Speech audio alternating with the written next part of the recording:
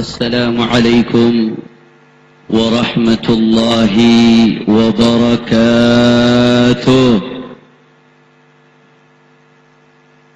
الحمد لله رب العالمين وبه نستعين على أمور الدنيا والدين. اللهم فصل وسلم وبارك وكرم ومجد وعظم على سيدنا وحبيبنا وشفيعنا ونور قلوبنا محمد الفاتح لما أغلق والخاتم لما سبق ناصر الحق بالحق والهادي إلى الصراط المستقيم وعلى آله وصحبه حق قدره ومقداره العظيم. يا فتاه يا عليم. أما بعد.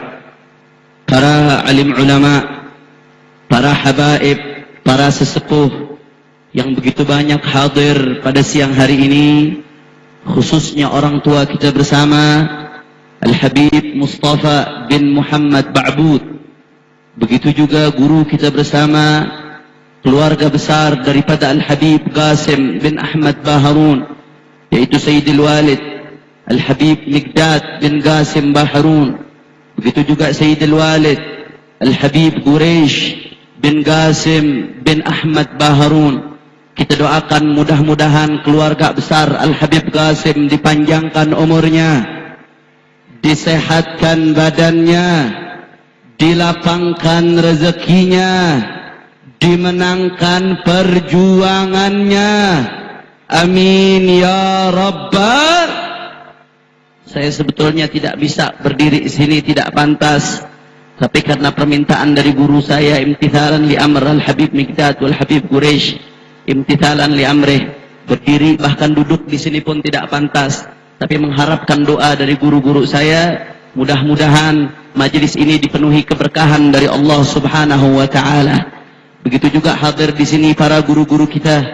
Ada Al-Habib Tahir bin Yahya, ada Al-Habib Hasan bin Hussein Al-Jufri, Al-Habib Ali Ba'agil, Al-Syekh dari Suria tadi, begitu juga Al-Habib Uthman bin Yahya, Habib Muhammad Al-Habshi, para habaib, Habib Ali bin Zain Al-Idrus guru saya, para habaib, para asatid, para alim ulama lainnya yang tidak dapat saya sebutkan namanya satu persatu, namun tidak mengurangi rasa hormat saya kepada beliau semua.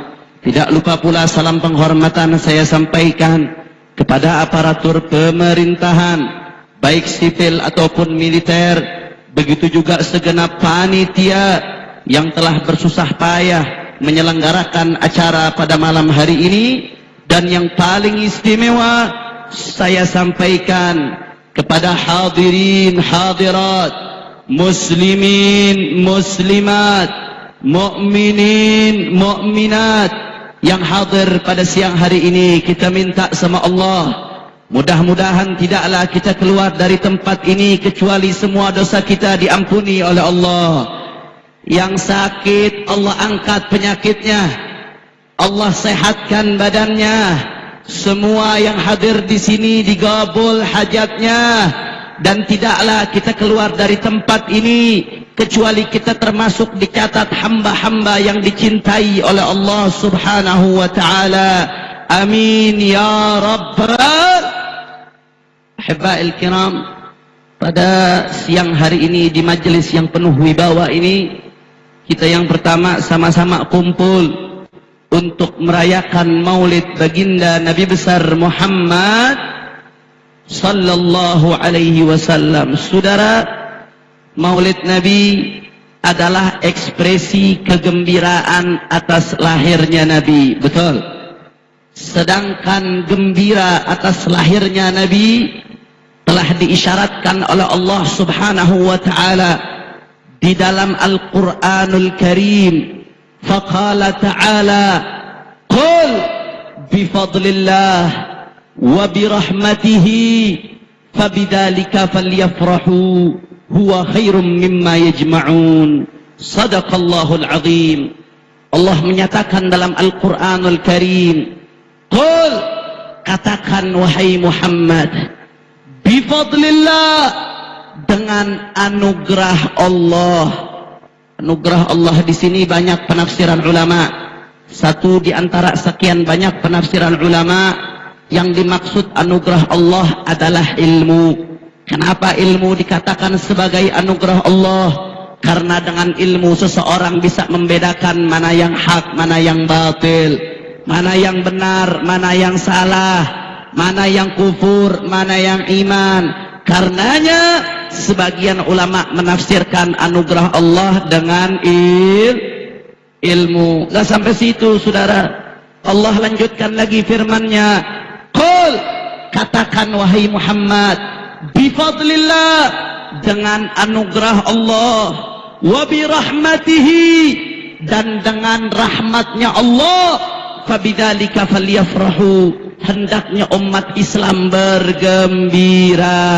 Sekarang timbul tanda tanya, apa yang dimaksud gembira dengan rahmat Allah? Mari kita buka kitab tafsir Ad-Durrul Manthur fi tafsir bil ma'thur, yang ditulis oleh Al-Imam Al-Hafidh Jalaluddin As-Suyuti. Beliau menukil dari Sayyiduna Ibnu Abbas radhiyallahu ta'ala anhu wa ardah, bahwasanya yang dimaksud dengan rahmat Allah yang kita diperintahkan untuk gembira atasnya tidak lain dan tidak bukan, beliau adalah junjungan kita, panutan kita, imam kita, kekasih kita, Sayyiduna Muhammad. Kenapa? Karena Allah sendiri yang nyatakan dalam Al-Quran, wa ma arsalnaka illa rahmatan.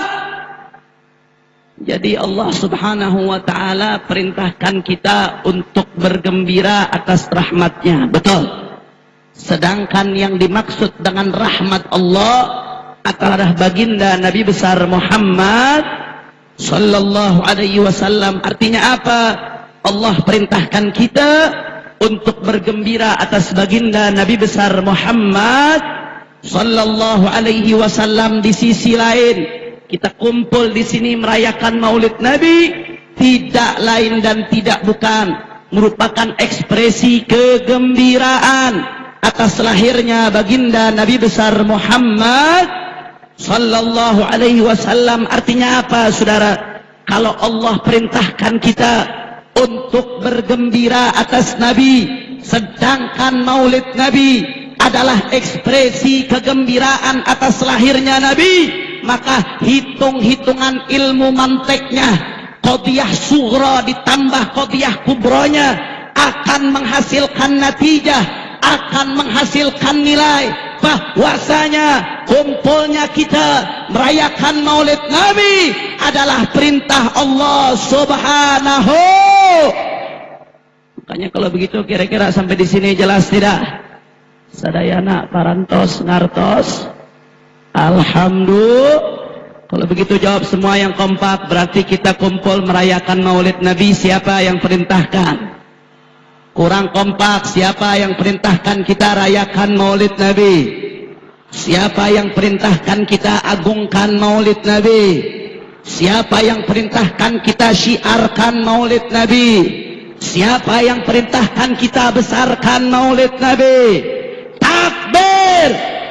Takbir! Sallu ala Nabi.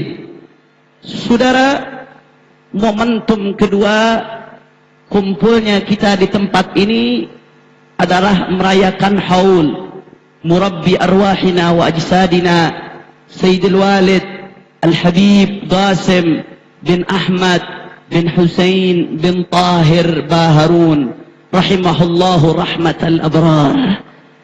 Beliau ibadallah yang kita rayakan haulnya adalah warithun Nabi khalqan wa khuluqa. Beliau adalah pewarisnya Nabi khalqan wa khuluqa. Kenapa dikatakan sebagai pewaris Nabi khalqa? Karena beliau tidak lain dan tidak bukan adalah salah satu dari cucu-cucu terbaik baginda Nabi besar Muhammad. Al-Imam Ali bin Muhammad Al-Habsyi mengatakan, abun yatalagga an abihi wa hakadha faya laka min abai kiramin wa ajdadi musalsalatun anhum asanidu akhdihim ila khairi mahmudi wa ashrafi hammadi.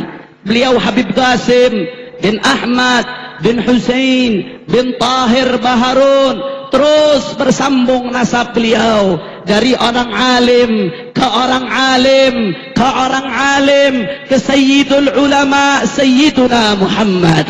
Beliau bersambung nasabnya dari mutawadhi' ke mutawadhi' ke mutawadhi' sampai kepada Sayyidul Mutawadhi'in Sayyiduna Muhammad. Beliau tersambung nasabnya dari orang saleh ke orang saleh ke orang saleh sampai kepada Sayyidus Salihin Sayyiduna Muhammad. Karenanya saudara, kita kumpul di sini adalah bentuk patuh dan taat kita atas mahabbah yang Allah perintahkan dalam Al-Quranul Karim.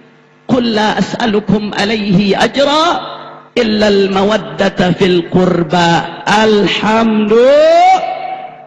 Nah, sampai di situ saudara, beliau selain pewaris Nabi secara nasab, secara biologis, beliau juga pewaris baginda Nabi secara akhlak, secara amaliyah.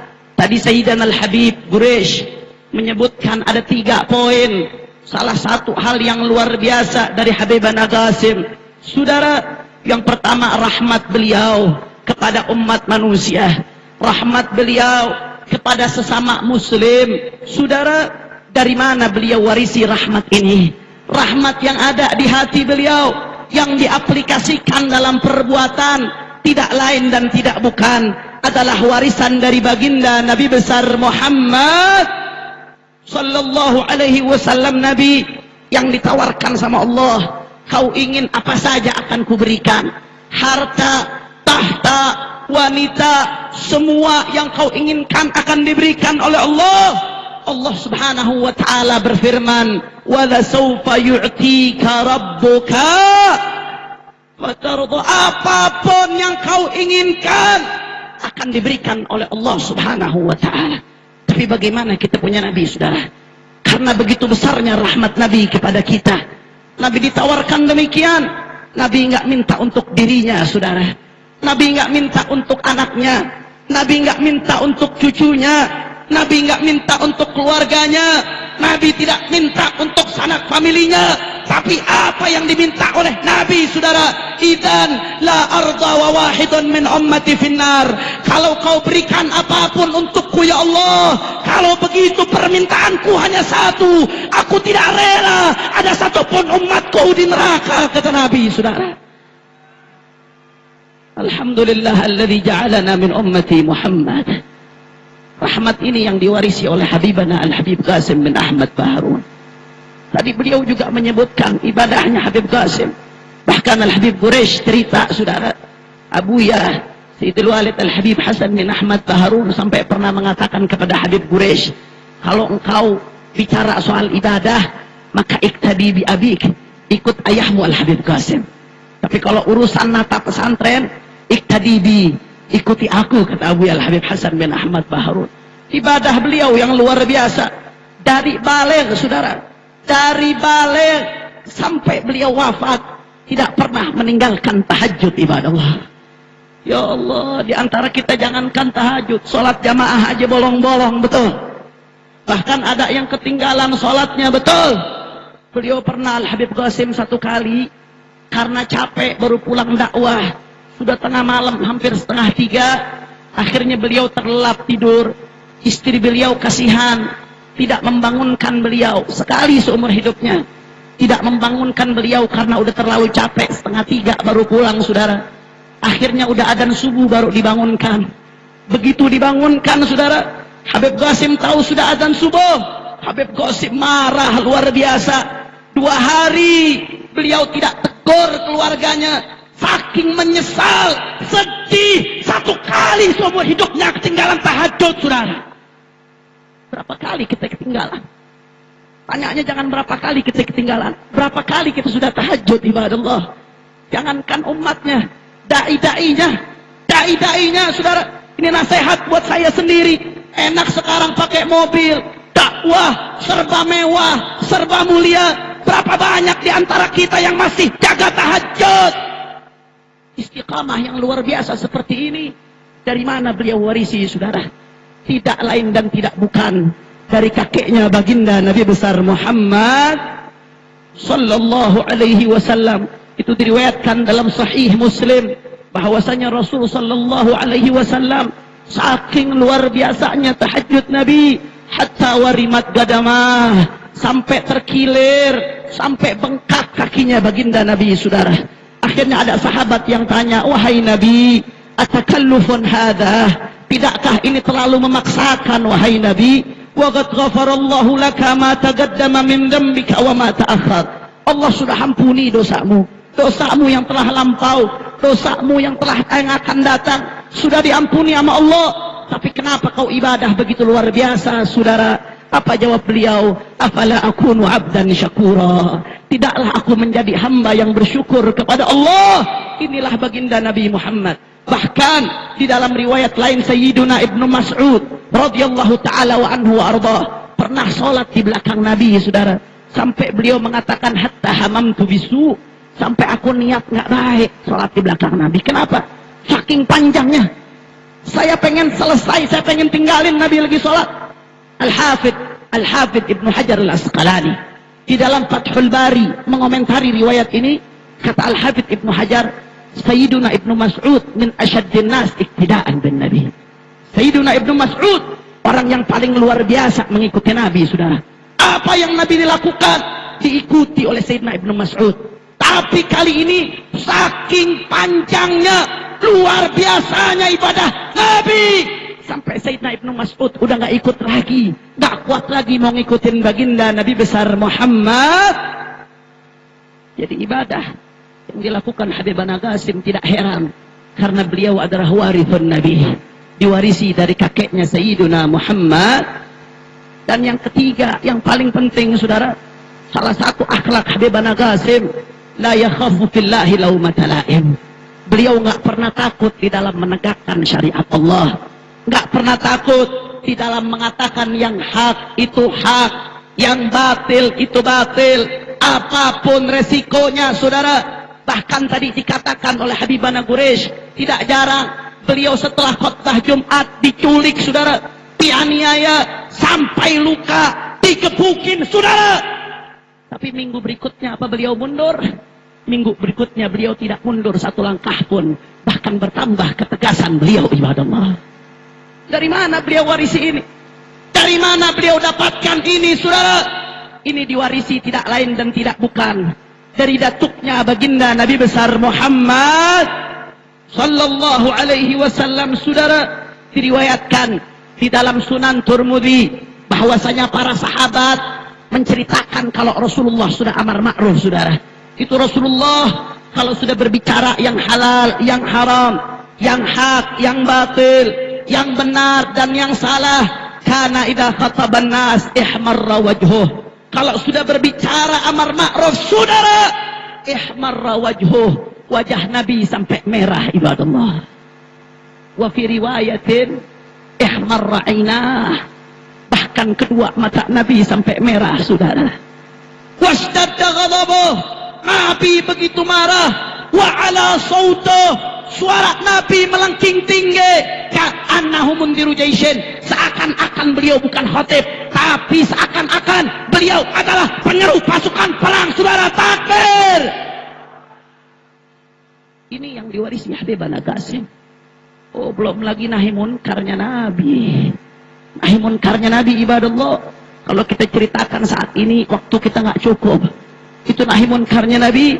Salah satunya yang disebutkan oleh Al-Hafidh Ibnu Katsir di dalam tafsirnya yang populer, ada namanya Masjidan Dirara. Al-Quran secara eksplisit, secara langsung menyebutkan sebagai masjid, saudara. Masjid itu ada sekelompok orang yang bangun masjid. Pada saat itu Nabi sedang di luar kota. Akhirnya apa yang mereka minta kepada Nabi? Mereka minta supaya kalau Nabi pulang, nanti Nabi sholat di masjid tersebut. Lalu apa jawab Nabi, saudara? Ya, nanti kalau saya pulang, saya sholat di masjid tersebut, ibadallah. Lalu di perjalanan pulang ke Madinah, turun malaikat Jibril membawa wahyu dari Allah. Apa wahyu yang dibawa oleh Allah? Dari Allah oleh malaikat Jibril, saudara. Nabi Muhammad diperintahkan supaya jangan sholat di masjid tersebut. Kenapa? Karena ternyata masjid tersebut dibangun bukan untuk Allah, dibangun bukan untuk Islam, tapi dibangun untuk memecah belah pasukan umat Islam, dibangun untuk memata-matai umat Islam, dibangun, saudara, untuk menunggu daripada pasukan kafir, ibadallah. Akhirnya apa yang terjadi? Begitu Nabi dengar alasan dibangunnya masjid tersebut, Nabi langsung marah. Nabi kumpulkan sahabat-sahabatnya. Bagaimana sikap Nabi, saudara? Intaliku ila hadal masjidil zalimi ahluh fa'ahriquh. Hei sahabat-sahabatku, yuk rame-rame kita pergi ke masjid tersebut yang dalamnya orang-orang zalim, maka fa'ahriquh, bakar masjid tersebut, saudara. Saya mengatakan seperti ini bukan ngajarin jamaah bakar masjid, saudara. Akhirnya pulang dari Hall Habib Qasim, ada yang bakar masjid. Siapa yang ngajarin? Ustaz Hanif. Astagfirullah. Bukan seperti itu. Artinya apa? Yang saya ingin garis bawahi, bagaimana tegasnya Nabi. Amar ma'ruf nahi munkar ada aturannya. Ulama panjang lebar bahas amar ma'ruf nahi munkar dalam kitab-kitabnya. Al-Imamul Ghazali panjang lebar 50 halaman lebih di dalam kitabnya Ihya Ulumuddin yang cetakan lama, yang tulisan kecil, beliau bahas amar ma'ruf nahi munkar. Al-Imam Al-Mawardi dalam kitab Ahkam Sultaniyah panjang lebar bahas tata cara, syurut, ahkam, amar ma'ruf nahi munkar. Kita nggak boleh sembarangan, harus ikut aturan ulama, ajaran ulama, tata cara yang digariskan oleh para ulama. Tapi yang ingin saya garis bawahi, bagaimana tegasnya Nabi Muhammad. Dan ketegasan ini diwarisi oleh Habibana Qasim bin Ahmad Baharun. Saudara, beliau diintimidasi, beliau dicaci maki, beliau sampai luka badannya, saudara, karena mengatakan yang hak itu hak, yang batil itu batil. Bayangkan, ibadallah, bagaimana kalau beliau hidup di zaman sekarang. Beberapa saat yang lalu kita dengar informasi dari Bapak Ketua MPR bahwasanya saat ini di DPR sedang digodok undang-undang berkaitan dengan LGBT. 20 Januari di dalam wawancaranya di Surabaya, apa kata Ketua MPR, saudara? Saat ini ada 5 fraksi partai yang mendukung pernikahan sesama jenis dan LGBT, saudara. Nggak main-main, kacau, luar biasa, saudara. Bayangkan kalau Habibana Qasim masih ada di sini. Saya nggak bisa bayangin gimana marahnya beliau, bagaimana tegasnya beliau menolak ini, saudara. Makanya saya ajak umat Islam dimanapun, kita saat ini mesti melek mata, telinga kita mesti terbuka, nggak boleh buta politik, saudara. Kita catat baik-baik, ini urusan LGBT bisa mengundang balaknya Allah, bisa mengundang marahnya Allah, bisa mengundang musibah dari Allah. Karenanya kita umat Islam berikrar, kita ancam mereka yang ada di parlemen, partai manapun yang dukung LGBT haram untuk dipilih umat Islam, betul. Begitu juga, saudara, pejabat manapun, birokrat manapun, anggota dewan manapun yang dukung LGBT haram untuk didukung umat Islam, betul. Maka saya mau tanya semua umat Islam yang ada di sini, siap lawan LGBT? Siap ganyang LGBT? Kalau ada LGBT biarkan atau lawan? Biarkan atau lawan? Biarkan atau ganyang? Biarkan atau habisi? Siap lawan LGBT? Siap habisi LGBT? Siap ganyang LGBT? Takbir! Sallu ala Nabi. Inilah akhlak yang beliau warisi dari baginda Nabi besar Muhammad. Oh, nggak main-main, saudara. Ini amar ma'ruf nahi munkar, cobaannya luar biasa. Dulu Nabi Muhammad di dalam berdakwah, Nabi dirayu, hei Muhammad, kalau kau ingin harta, jangan kau lanjutkan dakwahmu, maka aku berikan kau harta. Kalau kau ingin jabatan, jangan kau lanjutkan dakwahmu, akan aku berikan kau jabatan. Kalau kau ingin wanita, jangan kau lanjutkan dakwahmu, akan kuberikan kau wanita yang paling cantik, saudara. Nabi digoda, Nabi diiming-imingi, begitu juga para pewaris Nabi, saudara. Di dalam berjuang, pasti ada godaan, pasti ada cobaan. Itu saya sekedar cerita sedikit. Sayyidil Walid Al-Habib Muhammad Rizik bin Hussein bin Syihab, hafizahullah ta'ala, mudah-mudahan Allah jaga beliau, Allah menangkan perjuangannya. Itu beberapa saat sebelum 212, saya dengar langsung dari beliau, saudara. Ada sekelompok orang yang datang, Habib, jangan kau lanjutkan lagi perjuangan ini. Jangan kau lanjutkan, udah gak usah ada 212. Biarkan itu penista agama berjalan, gak usah ditentang. Ini Habib, kita bawa 1 triliun, saudara. Gak main-main, dibujuk jangan lanjutkan. 1 triliun di depan mata, saudara. Ini cobaannya pewaris Nabi Muhammad. Tapi alhamdulillah berkat doanya para habaib, para ulama kita, beliau didukung oleh Allah dan beliau tolak uang tersebut. Alhamdulillah. Ini sudah dicontohkan oleh datuknya. Sayyiduna Muhammad ditawarkan harta, tahta, wanita. Apa jawab Nabi, saudara? Wallahi law wada'a asy-syamsu biyamini wal qamara biyasari ala an atruka hadzal amr, wallahi lan atrukahu hatta adharahu Allah au ahlik dunah. Kata Nabi, jangankan harta, jangankan tahta, jangankan wanita. Kalau mereka, saudara, memberikan matahari di telapak tangan kananku dan bulan di telapak tangan kiriku supaya aku meninggalkan dakwah ini, demi Allah, aku tidak akan meninggalkannya sampai diberikan kemenangan oleh Allah atau aku mati bersimpah darah, saudara. Takbir! Takbir! Takbir! Makanya saya mau tanya, kalau begitu amar ma'rufnya nahi munkarnya Nabi hebat tidak? Nabi berani tidak? Nabi tegas tidak? Nabi bisa kompromi tidak? Gak bisa, saudara. Ini baginda Nabi besar Muhammad. Dan ini semangat yang diwarisi oleh para cucu-cucunya. Sebagai penutup, saudara, kenapa kok bisa ada kemaksiatan di mana-mana? Kenapa bisa ada yang berani kampanye LGBT? Kenapa bisa ada 8 fraksi, kata ketua MPR, yang mengesahkan undang-undang yang memperbolehkan minuman keras, saudara? Kenapa ini bisa terjadi? Al-Imam Al-Ghazali di akhir daripada pembahasan hisbah dari kitabnya Ihya Ulumuddin, beliau mengatakan, innama fasadatir ra'iyyah bifasadil muluk wa fasadul muluk bifasadil ulama walaula al-qudatus su' wal ulama'us su' laqalla fasadul muluk khaufan min inkarihim. Kata Imam Ghazali, saudara, kenapa rakyat bisa rusak? Kenapa LGBT merajalela? Kenapa, saudara? Itu di balik papan belum lama, terang-terangan mereka umumkan di halaman terdepan koran bahwasanya di malam tahun baru mereka akan adakan pesta seks LGBT, saudara. Tapi alhamdulillah, untungnya kawan-kawan dari FPI Balikpapan langsung cepat, langsung cekatan menekan pemerintah setempat dan acaranya digagalkan. Alhamdulillah. Kenapa ini bisa tersebar di mana-mana kemaksiatan, rusak di mana-mana, saudara? Apa kata Imam Ghazali? Innama fasadatir ra'iyyah bi fasadil muluk. Rakyat bisa rusak, prostitusi di mana-mana, miras beredar bi fasadil muluk, karena penguasanya rusak. Saya mau tanya, kira-kira kalau penguasanya rusak, miras dibiarkan tidak? Kurang kompak jawabnya. Kalau penguasanya tidak rusak, miras dibiarkan tidak? Kalau penguasanya tidak rusak, prostitusi, pelacuran dibiarkan tidak? Kalau penguasanya tidak rusak, LGBT dibiarkan tidak? Kalau penguasanya tidak rusak, saya mau tanya, kemunkaran dibiarkan tidak? Innama fasadatir ra'iyah bi fasadil muluk. Kenapa rakyat bisa rusak? Karena penguasanya rusak. Timbul tanda tanya Al-Imam Al-Ghazali, kenapa kok penguasa bisa rusak? Jangan salahkan penguasa dong, harus adil. Apa kata Imam Ghazali? Wa fasadul muluk bi fasadil ulama. Kenapa penguasa bisa rusak? Bisa semena-mena mengesahkan kemunkaran bi fasadil ulama, karena ulamanya rusak.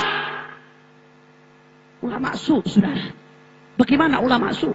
Yang disebutkan oleh Rasul sallallahu alaihi wasallam di dalam hadis yang diriwayatkan oleh Al-Imamul Hakim, di dalam tarikhnya Rasul sallallahu alaihi wasallam bersabda, Wailun min ali ummati min ulama'i su. Celaka umatku dari ulama su. Ulama su yang seperti apa? Alladzina yattakhiduna hadzal ilma tijaratan. Mereka yang menjadikan ilmunya Nabi, fikih, usul fikih, fatwa dijadikan tijarah, dijadikan barang dagangan.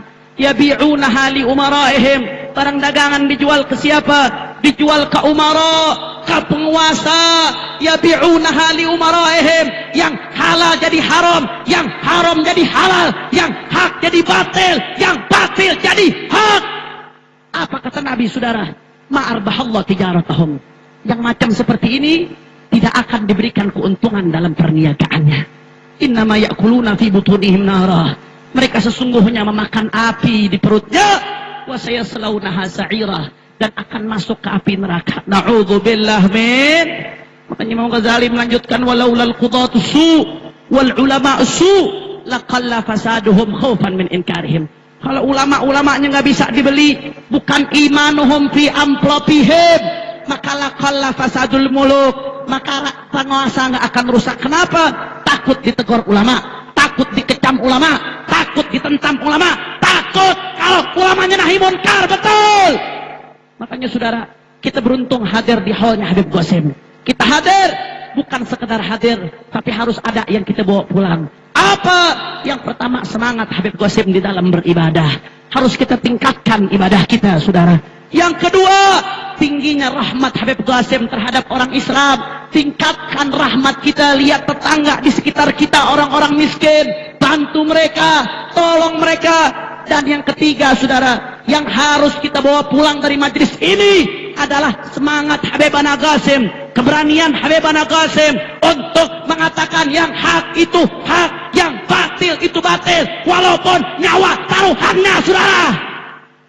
Takbir, takbir.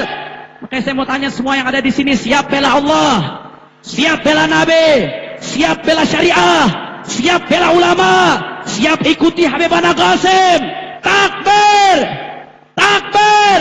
Sallu ala Nabi. Terakhir sebelum penutup, saya izin Habib, karena semangat Habib Qasim luar biasa.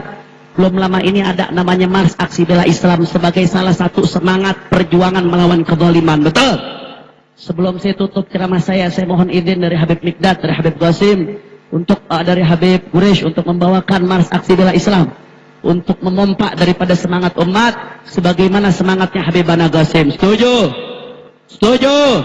Insya. Nanti kalau takbir semuanya angkat tangan, baca takbir yang kencang. Setuju? Kita goncangkan kuningan dengan takbir. Setuju? Al-Quran imam. Suaranya Al-Quran. Al-Quran. Yang belakang belum ada suaranya. Al-Quran. Kami Al-Quran imam. Al-Quran. Al-Quran. Kurang kompak. Al-Quran.